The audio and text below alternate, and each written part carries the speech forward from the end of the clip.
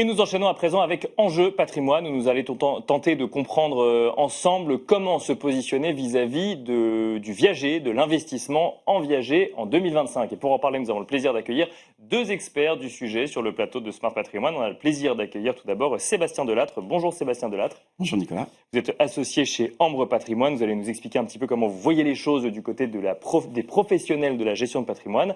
Et nous avons le plaisir d'accueillir également Stanley Naon. Bonjour Stanley Naon. Bonjour. Vous êtes directeur associé chez René Coste. René Coste qui est un des professionnels emblématiques du viager. Vous allez nous expliquer un petit peu comment se porte le marché. Messieurs, si on a souhaité faire cette émission dans Smart Patrimoine, c'est parce qu'on a beaucoup suivi un petit peu ce qui s'est passé sur le marché de l'immobilier au global. On a beaucoup suivi également ce qui a pu se passer du côté des retraites et on s'est rendu compte que autant il y a 2 ans le viager était très médiatisé, autant aujourd'hui on en parle un petit peu moins. Stanley Naon, qu'est-ce qui se passe? Qu'est-ce que ça veut dire investir en viager, faire du viager mi-2025 dans un contexte de taux de crédit immobilier qui ont beaucoup monté puis qui ensuite sont en train de se stabiliser, dans un contexte de réflexion, de questionnement toujours très présent sur sa retraite aujourd'hui? Est-ce que ça a eu une incidence sur l'investissement ou l'achat en viager? Oui, tout à fait. Ravi d'abord d'être là et de parler de ce beau marché du viager de la nue propriété. Effectivement, on en parle un petit peu moins. Néanmoins, c'est un marché qui continue à se développer, qui continue à rester dynamique d'une certaine manière, assez à rebours avec le marché immobilier classique, qui lui est qui a été en forte décroissance. Donc on a plutôt un marché qui continue à croître. On a vu un effet vase communicant entre marché classique et viager, ou non, c'est juste que c'est décorrélé? C'est un marché qui est en fait assez décorrélé. Et pourquoi il est décorrélé? Notamment parce que les leviers de développement de ce marché du viager de la nue propriété, ils sont liés aux enjeux démographiques, le vieillissement de la population, ils sont liés aux problématiques de pouvoir d'achat des retraités. Et on a été, côté investisseur, ce qui vous intéresse aussi évidemment ici, on a été beaucoup moins affecté que le marché de l'investissement immobilier, notamment parce que c'est un investissement qui ne nécessite pas le recours au crédit bancaire. Donc la hausse des taux n'a pas eu d'impact significatif sur les volumes. Et côté demande, on continue à avoir des retraités qui étaient en recherche de monétisation de leur patrimoine immobilier. René Coste a publié un baromètre 2025 sur le marché français du viager et de la nue propriété. Quand on dit nue propriété, c'est effectivement quand on fait du démembrement de propriété et qu'on ne vend que la nue propriété et on garde l'usufruit. C'est un viager un petit peu différent. Voilà. C'est viager sans rente, en fait. Viager sans rente. Propriété, c'est viager sans rente, pour simplifier. Vous constatez 6 000 opérations par an en France, c'est ça à peu près? Exactement. 6 000 opérations. On avait à peu près 5 000 en 2020. Donc sur les 4-5 dernières années, on est en une croissance de 20%, qui reste assez dynamique. Et les 2 dernières années, dans un marché effectivement très compliqué pour l'immobilier traditionnel, bien sûr, on a 2-3% d'augmentation des volumes. 20% de croissance du marché depuis 2020. Bon, ça s'est fait surtout sur les années 2021-2022 ou même encore maintenant? Non, les volumes ont continué à monter là, de manière plus régulière. Et là, depuis, je dirais, le dernier trimestre 2024, on voit une réaccélération, un dynamisme assez fort sur ce marché-là. Sébastien Delattre, comment est-ce que vous regardez ce marché du viager? Alors avec un point de vue un petit peu plus extérieur, mais lorsqu'il faut conseiller des investisseurs, des épargnants dans la gestion de leur patrimoine, que ce soit d'ailleurs pour aller acquérir via le viager ou pour utiliser ce mécanisme potentiellement pour assurer une transmission de son patrimoine ou une entrée d'argent au moment où on en a besoin? Alors déjà une petite chose, on vient d'avoir des chiffres globaux. Si on regarde d'un point de vue plus focus sur le marché du conseiller en gestion de patrimoine, j'ai pu constater effectivement ces 2-3 dernières années un peu plus de demandes. Et donc, même si on en parle moins dans la presse, c'est quelque chose qui est un petit peu plus dans la tête que ce soit des investisseurs ou des demandeurs. Et autant avant, c'était au grand maximum une demande dans l'année il y a 10 ans. Actuellement, on est, à titre personnel, je suis sur 2, 3, 4 demandes d'informations sur cette thématique. Donc je sens... Quel profil de personnes? Plutôt des gens qui veulent acquérir de l'immobilier via du viager ou de personnes qui veulent mettre en vente un bien immobilier via ce mécanisme? Les deux. D'accord. Donc, Ok. il y a vraiment un petit peu plus d'appétence sur la thématique. Il y a les personnes qui ont besoin, on en parlait, le coût de la vie augmente, les revenus n'augmentent pas forcément, notamment pour les retraités, et la monétisation de son patrimoine immobilier, que ce soit pour des personnes, entre guillemets, relativement jeunes qui souhaitent dépenser et en profiter tant qu'ils ont la capacité d'en profiter, Quand on dit relativement jeune, ça veut dire que ceux qui se positionnent sont quand même de des jeunes, retraités, des de jeunes jeunes retraités. retraités. D'accord, oui. Voilà, donc entre des demandes de 65 à 70, 75 ans pour justement voyager, profiter, ou d'autres plus âgés qui ont besoin de revenus complémentaires pour l'EHPAD, pour profiter Bien sûr, oui. confortablement de leurs dernières années. Ensuite, il y a des investisseurs Oui, c'est également ça, côté qui ont investisseur. plus de demandes, qui avant étaient orientés uniquement sur des demandes de démembrement de propriété. Il y a des solutions sur des programmes défiscalisants en démembrement, sur des parts de SCPI.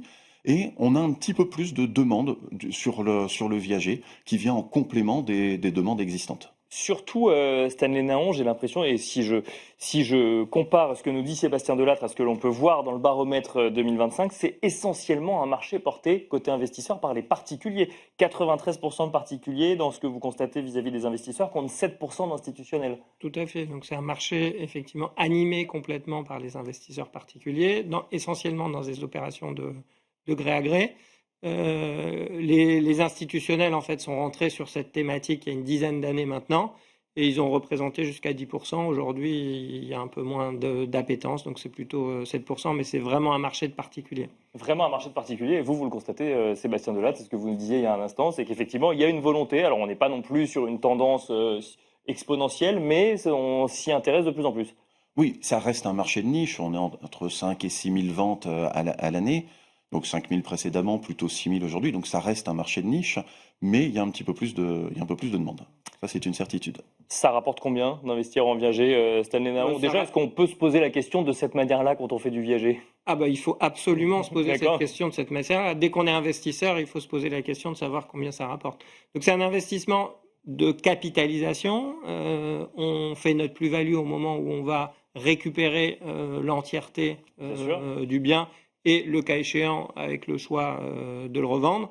Et c'est un investissement qui rapporte autour de 7%, 6,8%.